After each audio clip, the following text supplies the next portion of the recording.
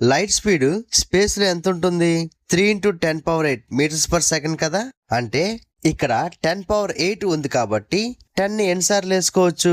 8 times వేసుకోవచ్చు. 10 × 10 × 10 అని 8 times వేసుకోవచ్చు. లేదా 1 పక్కన 8 జీరోస్ పెట్టాలి కదా. అంటే 3 × 100000000 మీటర్స్ పర్ సెకండ్ కదా.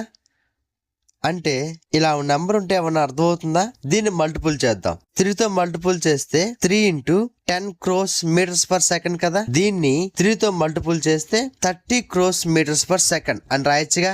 అంటే light speed 30 crores meters per second అంటే ఒక సెకండ్ కి 30 crores 30 కోట్ల మీటర్లు ట్రావెల్ అవుతుంది. దీన్ని ఇంకొంచెం ఈజీగా చూద్దాం. 1 కిలోమీటర్ అంటే 1000 మీటర్స్ కదా. అంటే 3 జీరోస్ బదులు కిలో అని రాయొచ్చు. సో ఈ 30 కోట్లలో ఈ 3 జీరోస్ బదులు కిలోమీటర్ పెడితే ఇంకెంత మిగులుతుంది?